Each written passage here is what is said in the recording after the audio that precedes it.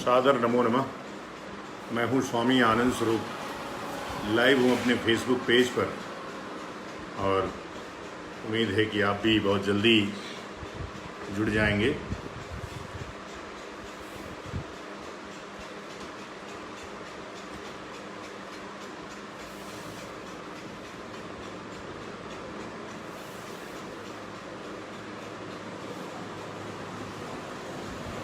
आज विषय है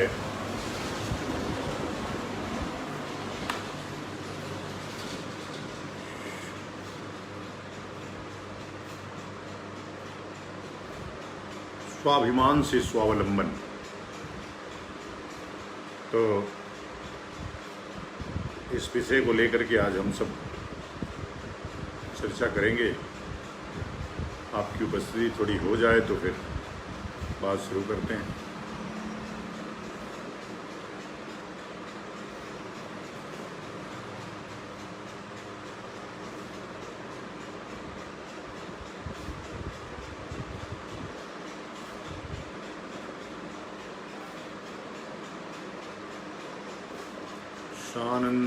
आनंद वने बसंतम आनंदकंदम हतपापवृंदम वाराणसीनाथं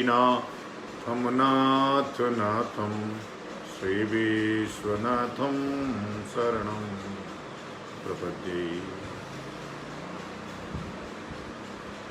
विश्वनाथ भगवान के चरणों में प्रणाम निवेदित करते हुए यह हर्ष का विषय है कि अभी काशी विश्वनाथ की जो परंपरा टूट गई थी, हम लोगों के दबाव और जन दबाव के कारण अभी जो महंत परिवार था उसको वापस सप्तऋषि आरती का कार्य मिल गया है। तो सप्तऋषि आरती महंत परिवार के नेतृत्व में ही चलेगी। तो मैं कहता हूं कि जब जब सनातन धर्म के लोग अपने धर्म को बचाने के लिए, अपनी परंपरा, अपने मूल्य को बचाने के लिए आगे आते हैं, अवश्य सफलता मिलती है।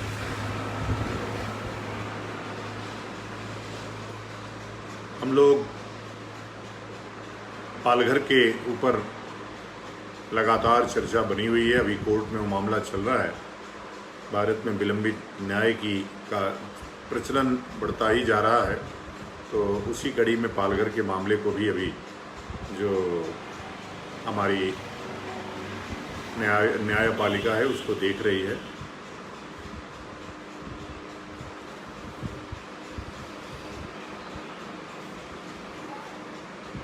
हमको आप लोग सुन पा रहे हैं? यदि सुन पा रहे हैं तो अवश्य इसको शेयर करिए। और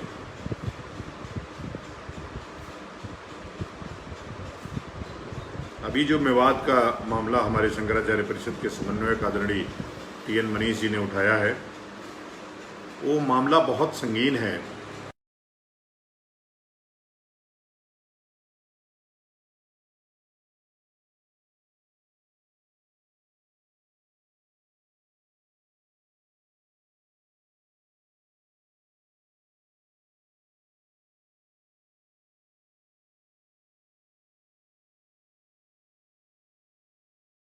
हिंदू धर्म के ऊपर हरियाणा में तथाकथित हिंदुत्व की सरकार होने के बावजूद भी राज्य के संरक्षण में इनका मनोबल इतना ऊंचा है कि चुटिया रख के कोई निकल जाए तो उसको मारते हैं। अभी एक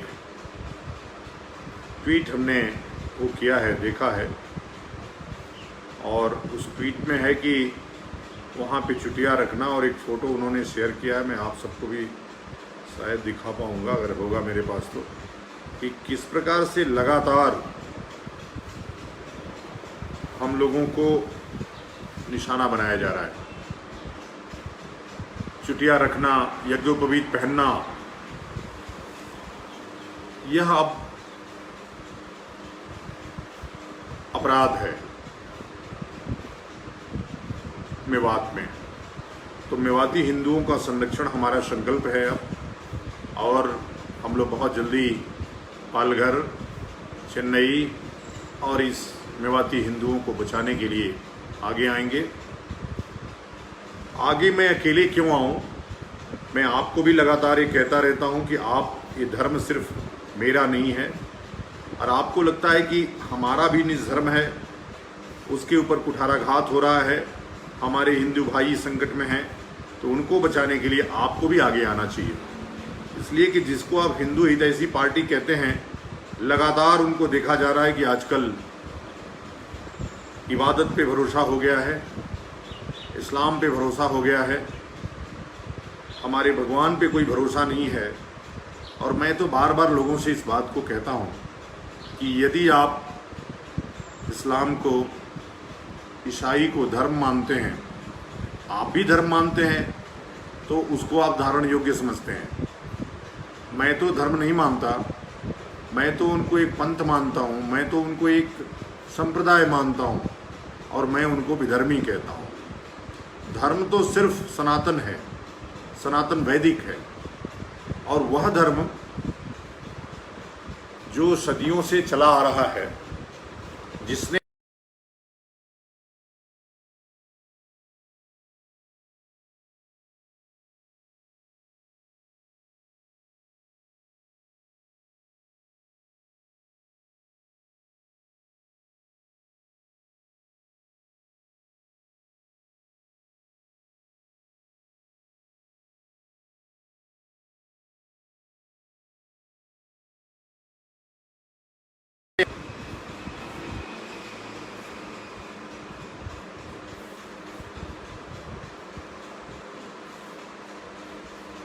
आज हम लोग जो बात करने जा रहे हैं वो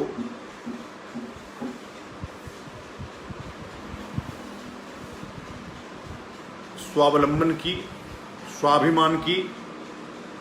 मैं उस दिन भी इस बात को कह रहा था कि जब तक आपका विकास स्वाभिमान से नहीं होगा, आपका संस्कार स्वाभिमानी नहीं होगा, तब तक आप स्वावलंबी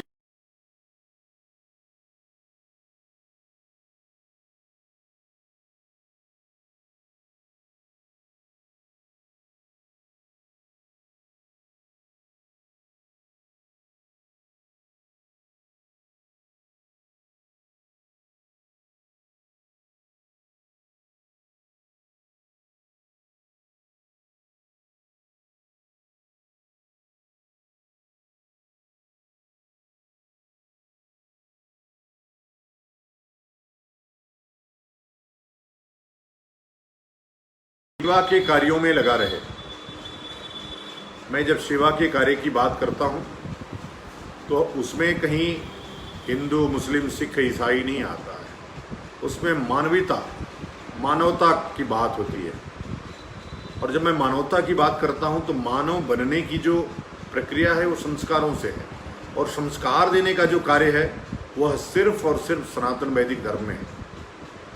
बाकी लोग उठक बैठक कर सकते हैं, व्यायाम कर सकते हैं, धरती को चूम सकते हैं, लेकिन धरती को मां नहीं मान सकते हैं।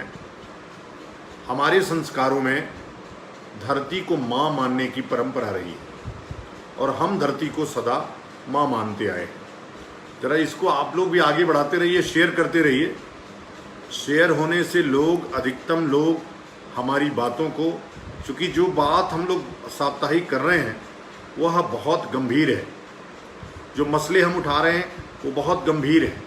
अभी जैसे टी एन मनीष जी ने कल धर्मांतरण का जो विषय उठाया था, धर्मांतरण का जो विषय है और जो खतरे हैं सनातन वैदिक धर्म पे, वो इसलिए कि हमारी सहिष्णुता को हमारी कायरता समझी जा रही है, और हमारी भूख को, हमारे जैसे क्या है कि जब हम किसी गरीब को अछूत समझते हैं, भाई ये किसकी देन है कि पंडित जी के यहाँ यदि कुत्ता उनका थाली चाट ले, आप उसको साबुन से धो करके खा लेते हैं, जो कि टट्टी खाता है, लेकिन दलित उस थाली में खा लेगा तो आप अछूत हो जाएंगे, उस थाली को फेंक देते हैं। तो आपने दलित को कुत्ते से भी ज़्यादा बदतर समझा, इसलिए दलित आपको ठेंगा दिखा दिया। उसने कहा कि हम हिंदू में रहेंगे ही नहीं। जब हमको स्वाभिमानी नहीं बनने दिया जाएगा, हमारा आत्मसम्मान नहीं रखा जाएगा, तो मैं क्यों उस धर्म में रहूँगा। तो जो जिस स्वाभिमान की बात मैं कर रहा हूँ, ये भी यही स्वाभिमान है। स्वाभिमान जगाना बहुत आवश्यक है। वो हुआ भी क्यों? हुआ इसलिए कि उस समय का जो चर्मकार था वो चमड़े का काम करता था। जो चमड़े का काम करता था वो लगता था लोगों को कि वायरस ना आ जाए, जैसे आज हो रहा है छुआछूत कोविड के नाते, ये जरूर रहा होगा। लेकिन वो चलन में आ गया, वह जातिगत हो गया, वह जन्मना हो गया, यह निंदनीय था, ये ठीक नहीं था। तो जो स्वाभिमान को जगाने की बात है, जो धर्मांतरण की बात है, वह धर्मांतरण इसलिए है कि हमने उसके स्वाभिमान को जगाया नहीं, हमने उसके आत्मसम्मान का सम्मान नहीं किया, उसका आत्मसम्मान बढ़ाया नहीं। इस नाते ये समस्या आज पूरे भारतवर्ष में जगह जगह देखने को मिल रही है कि लगातार दलित समुदाय, आप समझिए कोई सवर्ण समुदाय या बैकवर्ड समुदाय नहीं बनता है।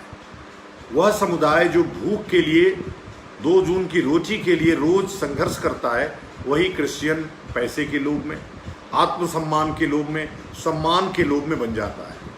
तो धर्मांतरण पे रोक के लिए सबसे जरूरी है कि जो शंकराचार्य परिषद का कार्यक्रम है, जाति तोड़ो हिंदू जोड़ो, इसको और गति देना पड़ेगा और इसका प्रचार प्रसार और करना पड़ेगा। और जब हम प्रचार प्रसार करेंगे तो आप विश्वास रखिए, हम वास्तविकता धरातल पे उतरेंगे। आप विश्वास रखिए कि ये धर्मांतरण करने वाले मैदान छोड़ के भाग जाएंगे। तो सबसे पहले मजबूती तो अपने यहाँ से करनी है, अपने पास से करनी है। मैं जिस आज हमारे आदरणीय प्रधानमंत्री ने सबको आत्मनिर्भर होने की बात कहा है। निर्भरता अपने आप में निगेटिव वर्ड है, इसलिए हम उसको स्वावलंबी कहते हैं। स्वावलंबन आत्मनिर्भरता ही है, लेकिन निर्भर होना, पैरासाइट होना, डिपेंड होना, ये निगेटिव वर्ड है। इसलिए हमने शब्द को परिवर्तित करके स्वाभिमान से स्वावलंबन की बात किया। और जब आप आत्मनिर्भर बिजनेस से नहीं हो सकते हैं, स्वावलंबी आप बिजनेस से नहीं हो सकते हैं, स्वावलंबी आप चरित्र से हो सकते हैं। जब तक आपका चरित्र स्वावलंबी नहीं होगा, जब तक आप यह खुद से नहीं सोचेंगे कि हमको आत्मनिर्भर बनना है या स्वावलंबी बनना है, किसी के ऊपर डिपेंड नहीं होना है, किसी का दिया हुआ नहीं खाना है, श्रम से ही शरीर का पोषण करना है, और अपनी आवश्यकताओं को जब तक आप सीमित नहीं कर लेंगे, तब तक आप स्वावलंबन के साथ न्याय नहीं करेंगे, समाज के साथ न्याय नहीं करेंगे, आप स्वयं अन्यायी हो जाएंगे। इसलिए कि जिस एम्बिशन की बात मैं कर रहा हूं,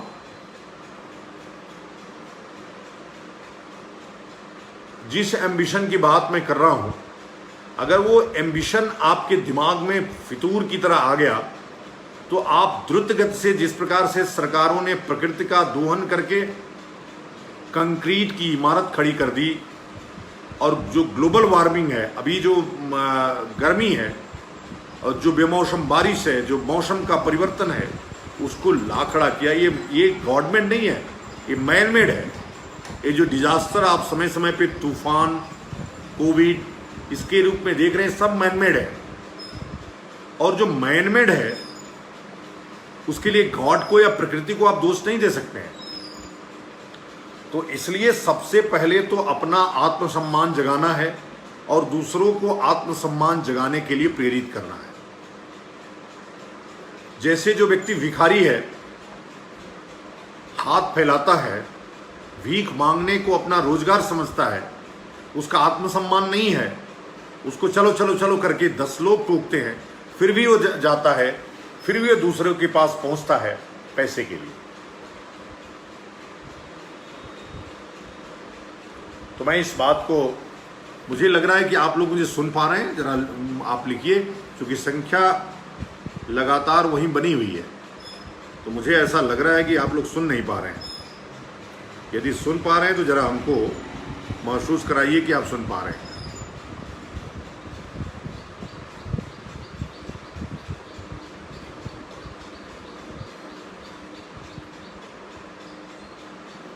सुनाई दे रहा है सबको?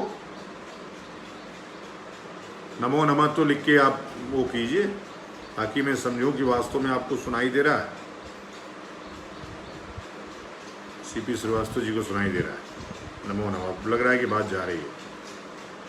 जरा इसको शेयर करते रहिए और इसका प्रचार प्रसार आवश्यक है।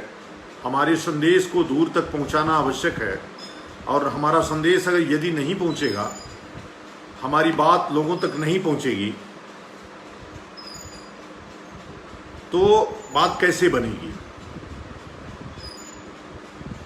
मैं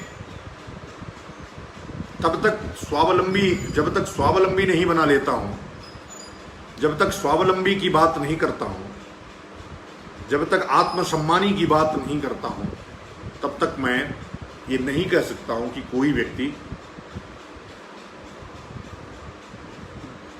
आत्मनिर्भर हो सकता है या स्वावलंबी हो सकता है। मैं इसको बार बार कहता हूं कि यदि आपके मन में सदा ये बात रहेगी कि मुझे दूसरे पे निर्भर रहना है, दूसरे को ठगना है, आपको पहले लोग जो पुराने ज़माने के हुआ, इसीलिए मैं प्राचीन भारत के पुनर्निर्माण की बात करता हूँ, इसलिए कि नए भारत के निर्माण में तो नफरत है, नए भारत के निर्माण में प्रकृति का दोहन है, नए भारत के निर्माण में नदियों की समाप्ति है। तो हम प्राचीन भारत के पुनर्निर्माण की बात करते हैं और प्राचीन भारत का जब पुनर्निर्माण हो जाएगा तो व्यक्ति आत्मसम्मानी हो जाएगा। उसको हमको प्रशिक्षण देना है कि आपके शरीर का जो पोषण है वह आपके श्रम से होना चाहिए। जितना आप श्रम करते हैं उतने ही आपके विकास का, उतने ही आपके कार्य का, उतने ही आपके भोजन का को ग्रहण करना है। अन्यथा जो स्वाभिमान का मतलब अभिमान नहीं होता है। अगर आपने मेहनत करके धन को संग्रह किया तो आपको अभिमान नहीं करना है। आपको क्या करना है? आपको कभी भी जब जो गुरु सत्ता में विश्वास करने वाला व्यक्ति होता है, इसीलिए गुरु की शरण में लोग जाते हैं कि उसका अहंकार का सत्यानाश हो, नाश हो। इसलिए कि अहंकार रूपी जो राक्षस है, अगर यदि आपके अंदर वो बैठा रहेगा तो कभी आपको आपका विकास होने नहीं देगा, आपको आत्मावान नहीं होने देगा। और जब आपका आत्मसम्मान बढ़ेगा, गुरु सत्ता में आप समर्पित होंगे, तब जाकर के आप आत्मसम्मानी होंगे। और जब आत्मसम्मानी होंगे तो आपको श्रम करने का विचार आएगा, और जब श्रम करने का विचार आएगा तो मार्ग खुले हुए हैं। वो कोई मेहनत करने वाला हो, कोई हेल हो, कोई मजदूर हो, कोई सुनार हो, कोई लुहार हो, कोई बढ़ई हो, कोई कमकर हो, कोई छोटा और कोई बड़ा नहीं होता, सब एक ही है। इसलिए श्रम का सम्मान तभी होगा जब आपका आत्मसम्मान बढ़ेगा। तो आत्मसम्मान बढ़कर के ही कोई व्यक्ति स्वावलंबी या आत्मनिर्भर हो सकता है। और इसका प्रशिक्षण और इसका शिक्षण सिर्फ और सिर्फ सनातन धर्म में है। क्योंकि हर व्यक्ति आज पैदा होता है और वह रोजगार परक शिक्षा ग्रहण करता है, सेवा परक शिक्षा कोई ग्रहण नहीं करता है। जब तक शिक्षा सेवागामी नहीं होगी, रोजगारगामी होगी, तब तक परिस्थितियां ऐसी ही बनी रहेंगी। तो मैं चाहता हूं कि कम से कम जो शंकराचार्य परिषद के लोग हैं स्वयं श्रम पे निर्भर हों, श्रम करें, श्रम से ही अपने शरीर का पोषण करें। ये जरूरी नहीं कि बड़ी बड़ी अट्टालिकाएं बनाकर रखे। बहुत लोग चले गए, अंत में वो जेल में रहते हैं सहारा श्री की तरह, अंत में वो जेल में रहते हैं, आपने देखा माल्या की तरह। तो उससे बेहतर है जीवन है कि श्रम से शरीर का पोषण और ईश्वरत्व में विश्वास, सेवा का कार्य, यह प्रारंभ कीजिए। जिस दिन से आप इसको प्रारंभ कर देंगे, पूरा समाज स्वावलंबी हो जाएगा, आत्मनिर्भर हो जाएगा, मैं विश्वास दिलाता हूं। लेकिन जो सरकारी व्यवस्थाएं, आपने देखा अभी किस प्रकार से मजदूरों को ले आने के लिए अहंकार का टकराव चल रहा है। यदि मजदूर लाना है तो सरकार के पास इतनी पर्याप्त मात्रा में व्यवस्था है कि वो ला सकता था। जो पहले गलतियां हो गई उस पर उसकी बातें करना बेकार है, लेकिन गलतियों से सीख तो लीजिए जनाब। आप किस प्रकार का भारत बनाना चाहते हैं? भाषण से तो चलेगा नहीं कि 8 PM आए और भाषण देके चले गए। आप भाषण दीजिए, लेकिन आपको जो राजा होता है वो भगवान का स्वरूप होता है। आप हमारे लिए भगवान के स्वरूप हैं। प्रजा के प्रति आपका दायित्व है, और मैं बार बार कहता हूं कि यही धर्म है। भीष्म कहते हैं अपने, जब उनके प्राणांत होता है, कि धर्म वही है कि दूसरों के अधिकार और अपने कर्तव्यों का समन्वय का बैलेंस ही धर्म है। तो जब आप सिर्फ अपने अधिकार, अच्छा, जो ये प्रजातंत्र है, प्रजातंत्र में जो शासक है वो प्रजा है, तो जो आदेश मानने वाली, आदेश निर्गत होता है प्रजा के लिए, यह शब्द ही गलत है। अगर प्रजातांत्रिक राष्ट्र है तो प्रजा के लिए आदेश निर्गत नहीं, निवेदन निर्गत होना चाहिए प्रशासक की तरफ से। शासनादेश तो उनके अधिकारियों के लिए है, और आदेश मानने के लिए बाध्य उनके अधिकारी है, न कि प्रजा है। आप आदेश निकालते समय आपका अहंकार बोध होता है। आप चाहते हैं कि आपने बोला कि आत्मनिर्भर बनाना है, आपने 20 लाख करोड़ घोषित कर दिया और लोग आत्मनिर्भर हो गए। ऐसा तो नहीं होगा। उसमें से 20 लाख करोड़ में से कई लाख करोड़ तो आपके लोग खा जाएंगे। आते आते जो राजीव गांधी ने कहा था कि वो 10-15% रह जाता है, वो सही बात है। आज भी यही हो रहा है। जिस तरह से बंदरबाट इस नरेगा की मजदूरी का हो रहा है, वो देख करके शर्म आती है। और मुझे कहना है कि इस तरह की योजनाएं क्यों सरकार चलाती है। आंगनबाड़ी, नरेगा, यह रोजगार, ऐसे तमाम कार्य हैं जिसको आप सरकार प्रजा को रोजगार दे सकते हैं, लेकिन आपको तो कमीशन खाना है हर काम में, वही करना। मैंने आपको एक उदाहरण देता हूं छोटा सा। जब उत्तराखंड में गंगा का आंदोलन चल रहा था, भारत सरकार को हम लोगों ने एक पूरा मेमोरेंडम दिया था कि 15,000 मेगावाट की बिजली सिर्फ घराटों से बनेगी। बड़े बांध बनाने के लिए आवश्यक नहीं है। बड़े बांध बनने से नदियां नष्ट हो जाती हैं। जब नदियां नष्ट होती हैं तो पूरा इकोसिस्टम नष्ट होता है और पूरी एक संस्कृति नष्ट होती है। इसलिए नदियों को बचा लीजिए श्रीमान। इसी कांग्रेस की सरकार ने सुना नहीं था हमारी बात। 15,000 मेगावाट, इसलिए कि एक एक घराट से आधा मेगावाट, एक मेगावाट की बिजली बनती है, उससे नदियां नष्ट नहीं होती। लेकिन उसमें कमीशन नहीं था, इसलिए कमीशन खोरी के चक्कर में गंगा, यमुना जैसी पवित्र तमाम नदियों को बांध बना के समाप्त कर दिया गया। इस एक संस्कृति का समापन हो गया। लोगों का वो उस नदी के किनारे से पलायन हो गया, इसलिए कि तमाम लोग उस नदी पे निर्भर थे। उनके तीर्थ में, उनका जीवन में हर जगह उस नदी का महत्व था। तो जिस प्रकार से सरकार कहती है कि ये प्रजातांत्रिक राष्ट्र है, उसके बावजूद भी प्रजा को बार बार आदेश दिया जाता है। उसको इस तरह से, जिस तरह से वो प्रजा ही तो है जो बॉर्डर पे इंतजार कर रही है। वो प्रजा ही तो है जो छाले लेकर के पूरे बम्बई से और पटना तक गई है। ये दिन याद रहेगा, ये इतिहास में लिखा जाएगा कि जब देश पे महामारी आई थी तो पूरे देश की सरकारें, वो कांग्रेस की सरकार हो, वो भारतीय जनता पार्टी की सरकार हो या किसी भी दल की सरकार हो, उन सरकारों ने एसी कमरे में बैठ करके और मजदूरों पे और गरीबों पे कोई भी जुल्म करना, एक तो वो पैदल चल रहे हैं, ऊपर से लाठियां मरवा रहे हो, शर्म आनी चाहिए आप लोगों को। आप सबके पास, सभी राज्य सरकारों के पास पर्याप्त मात्रा में बसें थी, सब लगा करके एक भी मजदूर पैदल नहीं चलते। एक भी, जितने कोविड से नहीं मरे हैं उतनी सड़कों पे लोग मर गए हैं भारत में। और आप बोलते हैं मैं विकसित देश बनने जा रहा हूं। यही है आपकी 75 वर्ष की विकास यात्रा। पोल खुल गई है पूरी, कांग्रेस की भी पोल खुल गई है, भारतीय जनता पार्टी की भी पोल खुल गई है। पोल सबकी खुलेगी। ये प्रजा है, भगवान है, पोल सबकी खुलनी है। तो मैं कह रहा था कि जब तक आत्मसम्मान नहीं जगेगा, जब तक आप आत्मसम्मानी नहीं होंगे, तब तक आप स्वावलंबी नहीं हो सकते। मैं उसे स्वावलंबन नहीं मानता हूं। जब तक आप आत्मसम्मानी नहीं होंगे। मैं भिखारी को कभी स्वावलंबी नहीं मान सकता हूँ। मैं नरेगा की मजदूरी का दोहन करने वाले मजदूरों को आत्मनिर्भर नहीं मान सकता हूँ। मैं राशन की दुकान पर 100 रुपए में राशन लेकर के खाने वाले और 200 रुपए की शराब पीने वाले लोगों को आत्मनिर्भर नहीं मान सकता हूँ। मैं उस व्यक्ति के लिए वो बना है अन्न जो श्रम नहीं कर सकता है, जो विकलांग हो, जो निरीह हो, जो वैधव्य हो, जो विधवा हो, उसके लिए बना है। आज तो जितने अट्टालिकाओं में रहने वाले लोग हैं, बड़ी बड़ी मोबाइलों को रखने वाले लोग हैं, बड़ी बड़ी गाड़ियों में चलने वाले लोग हैं, वो राशन की दुकान पे लाइन लगाए हैं राशन लेने के लिए। ये कैसा भारत बन रहा है? ये किस भारत का निर्माण हम कर रहे हैं?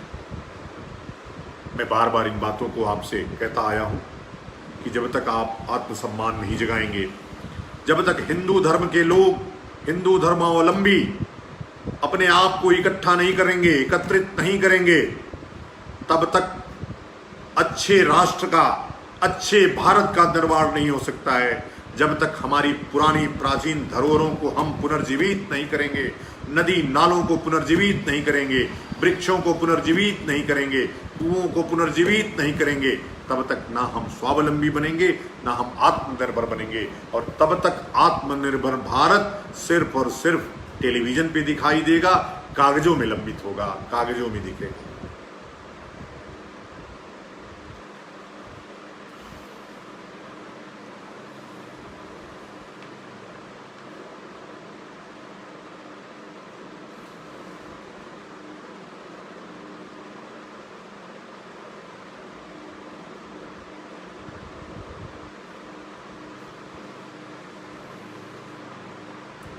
तो मैं देख पा रहा हूँ कि मनीष जी ने लिखा है कि स्वामी विवेकानंद जी ने कहा था कि यदि 10 स्वाभिमानी व्यक्ति मिल जाए तो वो उन्हें उनके साथ लेकर दुनिया बदल सकते हैं। हमें दलित भाइयों को स्वावलंबी बनाने की दिशा में हर संभव सहयोग करना है। बिल्कुल,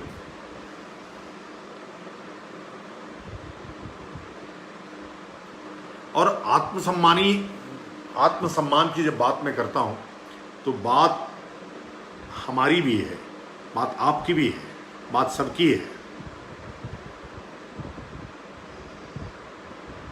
और आत्मसम्मान नहीं रहेगा, आप सोचिए वो कैसी सरकार है, वो कैसी सरकार है जिस पे आप डिपेंड हैं, जो ये कह रही है कि मदिरालय से कोरोना भागेगा और दिवाले से कोरोना आएगा। मदिरालय में इतनी भीड़ है, मंदिरों में कोई भीड़ नहीं है। मंदिरों पे डिपेंड रहने वाले आचार्य हमारे ऐसे भूखे मर रहे हैं, और नहीं मर रहे हैं तो मर जाएंगे भी, इसलिए कि वो भी नियमित जो दक्षिणा पाते हैं उसी से उनका जीविकोपार्जन होता है। न उनको राशन मिलता है, वो सवर्ण की श्रेणी में है, ना उनको आरक्षण मिलता है।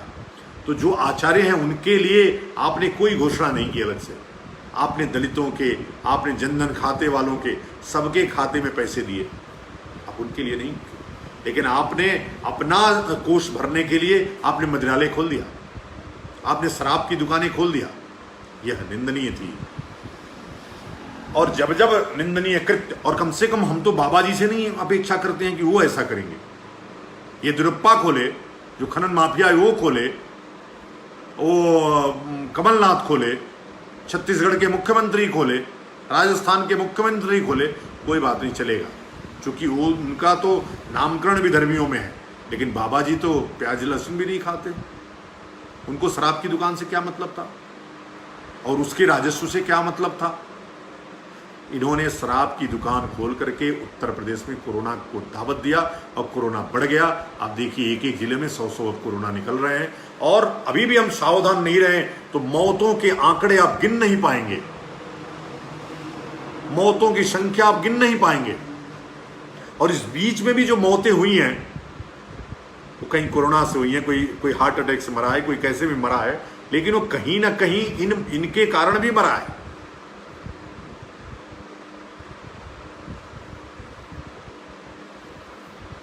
आप जरा इसको शेयर करते रहिए। आप शेयर नहीं करते इसलिए संख्या बढ़ती नहीं है, और इसीलिए इस मामले में हम लोग बहुत कमजोर हैं। आप कल्पना करिए जब एजाज खान आता है तो लाखों मुसलमान देश का बैठ करके उसको हीरो बनाता है, लेकिन एक धर्माचार्य बोलता है तो आपसे लाइक और शेयर भी नहीं हो पाता है। मैं आपको दोष नहीं देता हूं, मैं अपने को दोष देता हूं। संस्कारों में है ये। मैं लगातार जिस बात को सुनाई देता है आपको, उसके बावजूद भी उस काम को नहीं करते हैं। मैं कहता हूं कि अपने संस्कारों में ये ढाल लीजिए कि हमको जो मार्ग हमारे वेदों ने दिखाया है उससे बेहतर कोई मार्ग नहीं है। वह मार्ग ही स्वावलंबन वाला मार्ग था, आत्मनिर्भरता का मार्ग था। वो किसी के ऊपर कोई डिपेंड नहीं होता था। हर व्यक्ति एक दूसरे के लिए जरूरत थी। मंदिर के लिए नाई की जरूरत है, मंदिर के लिए पुजारी की जरूरत है, मंदिर के लिए चमार की जरूरत है, मंदिर के लिए सबकी जरूरत है। आज भी जब जातियों में बटा समाज है, लेकिन हम तो जाति को मानने वाले लोग नहीं हैं। हम तो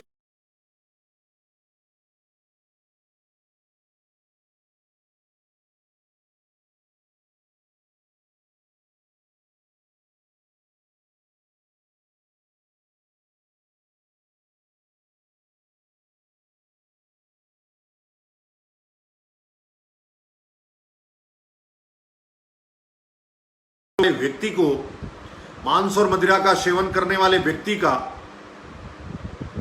आशीर्वाद ग्रहण करना शास्त्र निषेध करता है और गो हत्या के पाप के बराबर कहता है।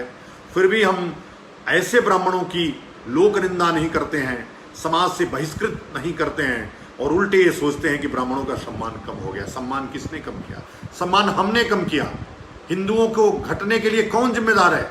हिंदुओं को घटने के लिए जिम्मेदार हिंदू है। आखिर वो कौन सी ताकत थी? आज मैं पढ़ रहा था, कादम्बिनी का एक अंक हमारे डायरेक्टर साहब ले आए थे, मैं पढ़ रहा था कि लगातार 23 वर्षों तक, और अभी से नहीं, जब मोहम्मद गोरी का जो कुतुबुद्दीन ऐबक था उसका दास, तब से लगातार मंदिरों के ध्वस्तीकरण का कार्य इस भारतवर्ष में औरंगजेब के रहने तक चलता रहा, लगभग 400 वर्षों तक। और जितनी मस्जिदें मंदिर थे सबको गिरा करके मस्जिद बनाया गया है। एक भी मस्जिद भारत में जो 50 वर्ष 100 वर्ष पुरानी होगी वह कहीं न कहीं किसी न किसी मंदिर पे बना होगा। इसका हिसाब कौन मांगेगा? यह आपकी सहिष्णुता, कायरता थी। जब आप धर्म को बचा नहीं सकते, जब धर्म को बचाने के लिए आगे नहीं आ सकते, फिर किस बात के आप हिंदू हैं? आप हिंदू हिंदू चिल्लाते रहिए, भगवा पगड़ी बांधते रहिए, तिलक करते रहिए। सिखा काटा जा रहा है, तिलक बिठाया जा रहा है, जो तिलक करने वाले की गर्दन उड़ा दी जाती है। इसी मेवात में, जहां हरियाणा गवर्नमेंट, जिसमें भारतीय जनता पार्टी की सरकार है और नरेंद्र मोदी के नाक के नीचे वो जगह है मेवात, आखिर उस मेवात की बात इस देश में क्यों नहीं उठाई जा रही है? जबकि लगातार वहां घटनाएं हो रही हैं। सारे मोहल्ले के मोहल्ले खाली हो गए हैं। तो इसके लिए सरकार नहीं, सरकार वोट पे काम करती है। राजाश्रय उसी धर्म को देती है जिससे उसको वोट प्राप्त होगा।